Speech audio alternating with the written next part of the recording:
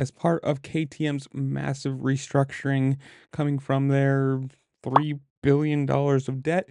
The rumor is, or was, that they may be dropping the MotoGP, the Moto2, and the Moto3 programs that they're running now. As of I'm as I'm recording this, as I'm reading, as I'm seeing, they apparently will be racing these in 2025. Whether that will be a continuing thing lasting into 2026, or if who knows if this will actually continue. I mean, obviously, MotoGP is a massively expensive thing to run. As far as I'm looking, if you just Google this, says according to various sources, running a MotoGP team can cost anywhere between 10 million and 15 million per season, depending on what the bike is. Obviously, these are prototype bikes. These are not bikes you can go and buy from the showroom floor and modify a little bit to be competitive. For all intents and purposes, if you compare it to, let's say, World Superbike. For all intents and purposes, those bikes are not very close, but are close to what you could go to a showroom floor and buy. You can put all the trick parts on them, all the swing arms, all the whatever aero pieces, and make it a super bike, a race bike. But these are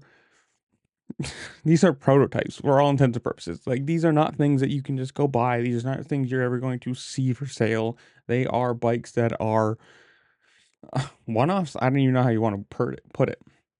Apparently, like, if you're a satellite team, let's say Pramac or whatever, LCR Honda, like, between Honda and Ducati, it's like $3 million a bike if you're going to be a team buying them. And KTM, being its own thing, has its own bikes. Obviously, that's not a Honda. It's not a satellite team of Ducati or Yamaha or whoever else, whatever. Aprilia. It is its own company, so they have to make their own bikes.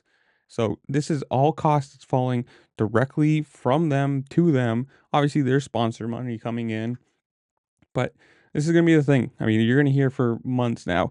Like, was the news just a couple days ago of Jeremy McWilliams, sorry, losing his job as a test rider for them. You have Caleb Russell losing or moving on from his job as a training rider, I don't know, with the GNCC stuff moving over to Yamaha.